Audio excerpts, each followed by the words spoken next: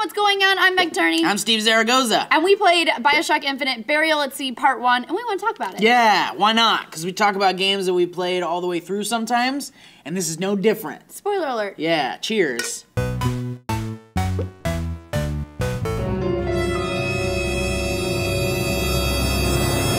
We do have to talk about the length before we jump into the actual story, because a lot of people were saying they were upset that it's $15 for what could be a 2-hour game. You can stretch it out to 3+ if you want, if you're really going to look around. Yeah, like I played for probably 4 hours. Yeah, you can stretch it out if you're going to really explore, but if you just beeline through the story, it could take about 2 hours. But I have to say to that, $15 is for an experience. Yeah. It's not for, you're not paying for a full-size game. And Ken Levine shines when it comes to experiences. And he actually said, for people who are asking me if it's worth $15, I can't tell you that. I don't know how much time you have to play and what your money situation is like. All I know is that it's an experience, and that's what I'm going for. I'm not going for longest play time or most action. I'm just trying to give you a new experience. Well, I'd say if you're a Bioshock fan at all, then it's 100% worth the $15. Absolutely. Like, it's just, and especially if you love the original Bioshock and even Bioshock 2, which we'll kind of gloss over. But yeah, being back in Rapture, like that alone is worth the ticket price. It's almost like going to see a movie you really love in the theater again when they show like screenings of like Poltergeist is playing in 35mm at this like really cool theater. Yeah, I'm gonna pay $10 to see Poltergeist in the movie theater. It's almost like that, except this is a whole new experience. This is Rapture in its heyday, just before New Year's, before everything goes to shit, which is so cool because everything looks beautiful and it's just I nerded out so much. It's awesome, and we have this sassy Elizabeth who's come to us. She right off the bat, first of all, I tweeted last night that I was falling in love with her again because right off the bat she kicks a dude in the nuts. Yeah. Then she mid-orgasms over some recording, like pretends to get all hot and heavy over a recording to distract people. Yeah. She's sassy. And then we gotta talk about at the end where she fucking fucks you, and it's awesome. Yeah. She doesn't, that's wrong. I mean, she doesn't fuck you, but she fucks you. Look. She gave me chills. She was easily the best part of this story for me. Yeah, and so, okay, so for those of you that are like, I'm never going to play this, so I don't care, and I don't care about spoilers or whatever, basically we are, we're back in the world of Rapture. We're playing as Booker, the main character from Bioshock Infinite, and we're joined with Elizabeth, also kind of the heroine of Bioshock Infinite, but they're not necessarily the Booker and Elizabeth that we played as and saw in Bioshock Infinite, because at the end of Bioshock Infinite, spoiler alert, you find that there is like an infinite amount of different realities and different versions of Bookers, and there's like an infinite amount of Bookers and Elizabeths. Right. And so we don't know quite yet which Booker and Elizabeth we're really playing with here. Could be the ones from Infinite. Yeah, it seems like the Elizabeth from Infinite to me. Yeah.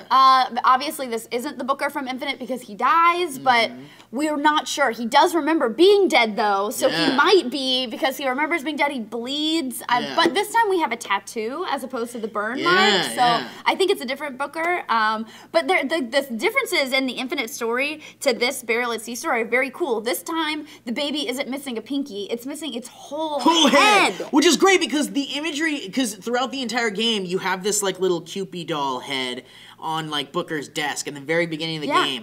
And then you have like these images of like just a headless doll. And then when he goes to find his daughter, supposedly, he shows her the little doll head, and she's kind of like, oh, I know what this is. And then it's like, there's all this imagery about heads, this little doll head, and then you find out that the reason why is because he accidentally cut off his daughter's head. Yeah, like it seems like he was trying to do the right thing this time and not let Anna go, but it didn't work out for him. Yeah. And we see the return of the fucking Big Daddy. Oh, it was so cool! I missed the Big Daddy! And it's so funny because going back into Rapture and seeing Rapture in its heyday, I wasn't thinking about the Big Daddies Did you at see all. them at the beginning? Yeah, when they're like doing the construction? when they're working on shit. And that's when I was like, oh shit, there's a Big Daddy! There's a Big Daddy outside the window and it's working on things! It's so cool! And then when you walk up to like the people watching the Big Daddy, there's like, they're having these discussions, which is half the amazingness of coming back to Rapture, and half the amazingness of Burial at Sea is all the little discussions.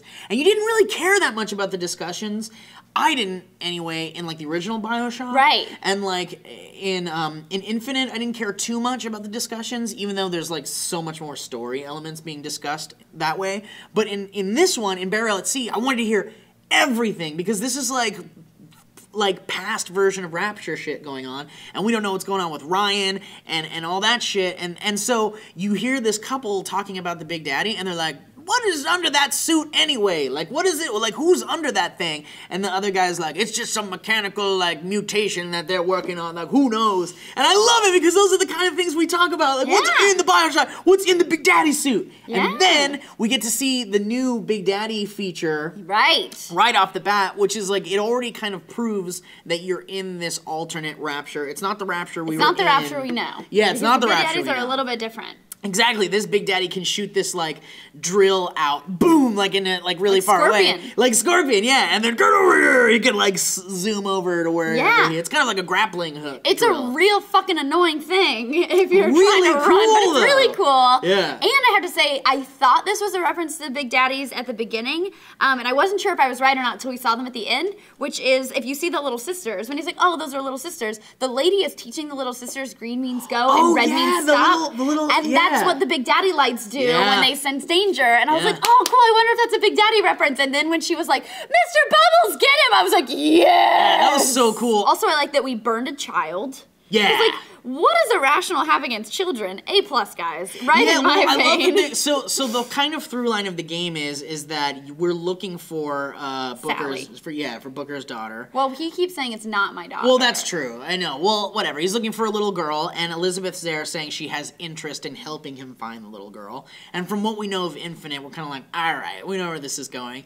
So that's what you're doing. You're kind of like just going through this little story of them trying to find this little girl, and then we learn about the little sisters, and we learn about all those things, and then we get to see that artist guy from Bioshock 1. We gotta talk about the artist guy. Yeah, and like we have to get into his like crazy party, and instantly when you go down to like where his like secret party is, like there's those splicer guys like dancing on the pedestals, and I was like, oh my god, these are splicers before they become splicers. It's so cool. It's really cool. And actually Booker talks about people splicing out. Using too much and then become splicers. We gotta talk about the artist guy, because they play the Waltz of the Flowers from the Nutcracker suite, and then he just fucking kills them. Well, but it's all eyes wide shut in there too, because everyone's got the masks on, and it's like those big statues with like his projected face on it, like those were fucking cool, and the guy's just insane. And when you meet him in Bioshock 1, he's already like completely distorted insane. He's like splicer fucked up or whatever, and he's been murdering people,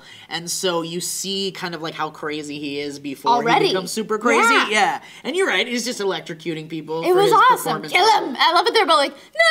Like, no, they know what's gonna happen. Very cool. But there was one moment, my favorite moment in the whole part 1 of Burial at Sea, is a little thing. I wonder if you noticed it. So when we're talking to Crazy Artist Guy, he says something. Elizabeth is kind of standing off to the side, and he says something like creepy to you. I don't remember what the line exactly is. You're looking for something, but he says something like that, and Elizabeth slides her eyes to you and gives you like this really poignant look, and then slides her eyes back to the artist, and it gave me chills. I love that he calls her a little songbird. Songbird, yeah! I was like, did he call her songbird? Oh my god! This is total fan service, awesome shit. And so, okay, so we talked a little bit about the story stuff. We kind of have to talk about like the gameplay stuff. So it's basically like your standard Bioshock stuff going on. Once you kind of get back into the groove of it, it's just like being back home. It's like very easy, very fun. And so I played it on the hard setting. So I didn't really get a chance to level up my powers. And I didn't get a chance at all either. Yeah, I was collecting all this money, and at one point I had enough for like maybe the lowest upgrade of the telekinesis one or something, or the possession one, and I fucking died and lost half my money. So I basically said, fuck it. I think the only thing I could afford was like maybe ammo or something. Yeah, I would do ammo and like Eve if I needed it, like Eve hypos. But I didn't power up anything, but I did like the new plasmid. Father Winter or something. I used that a lot. Yeah, it was fun. It was really fun. I love the establishment too, the big statue, and like how you were like, oh, and the tears, how we're reintroduced to the tears. Yep, we got the tears. That was going on really again. cool. He's like, what kind of plasmid is that? And she's like, It's called Tear. Yeah, it's she called says it's Tear. called Tear. Yeah, and he's like, where do you get it? A girl can't reveal all her secrets. The only thing I felt like this time, I felt like they took the feedback of her always being in your face, Elizabeth always being in your face with ammo and Eve and health. I felt like they took that so she was less in our face about it, like less like, Booker, catch! Yeah. That happened less. But she would do this, she said it 15 times during the goddamn thing. It's the only thing that bothered me about the download, the DLC was, she would go, Booker, look. I don't know where the fuck you want me to look, Elizabeth, because you're just fucking looking off in the distance. I can't. And then, like, I see the splicers, bitch. I don't need you to keep going, we got company. Yeah, exactly. Booker, splicers. Well, the other thing that sucked for me was, like, the goddamn indicator on the screen that there's hooks that you can like jump up on. Try the ramp. Like, will take you to higher ground or help you bound over a bit. Yeah, and it's like, I get it. I gotta look for the hooks because that's a part of the gameplay. It like was it was a little annoying. It was annoying, and it actually happened to me right before the Big Daddy thing. It was like just stuck to my screen. I'm like, go away. I see the track. Yeah, like, I get that I'm gonna have to use the track to fight this guy. I get it. One more thing I have to talk about, and we should talk about, is the fucking ray gun thing, the radio frequency gun. Best gun ever. So cool! I love it! I want that in future Bioshock games. I want it because it was so cool. It's basically this like kind of satellite dish thing, and you could concentrate a beam on someone and it just like poof, like implodes vaporized them. Yeah, into like red mist basically. So cool! Very cool. It looked like somebody took a steamer basket for vegetables and like put it on a gun. Or the thing that like Louis Tully is wearing in Ghostbusters when he's like when they're reading his brain. But one of my favorite moments in the game was all of the splicers like coming at you. There was at least like 6 of them all running, and I like pull out my radar gun and I fire it just at one guy, and then there was this like chain reaction thing, and they all dissolve at the same time. I was like, "Oh, that was so cool!" That's an achievement. So make sure you do that as often as possible. So I think that's pretty much it. Part 1, friggin' amazing. Yes. Can't wait for part 2. This time we're gonna get to play as Elizabeth because it ends with Elizabeth being sassy as fuck with the Lutece twins, and you getting Big Daddy drilled right in the gut. So who knows where it's gonna go? And by the way, seeing the Lutece twins, and then the tears, and just all those like fun elements of Infinite brought into the Rapture world.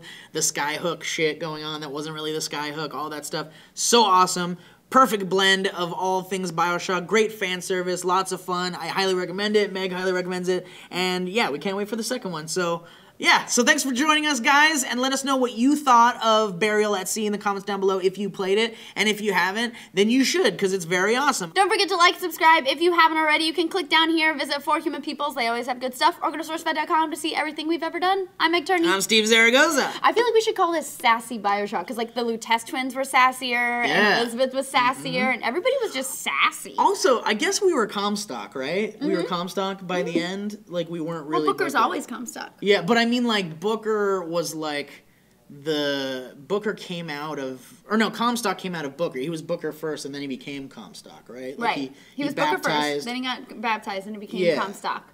Then Comstock was like, fuck, this life sucks. I gotta hide somewhere, and then he went back to being Booker. Yeah. So this one we were playing as like Comstock the whole time, though. I think he was like a Comstock version of Booker. Yes. Because it's Comstock who's traveled back. Yeah, to exactly. Booker again. Exactly. Yeah. God, so cool! I did not follow any of that.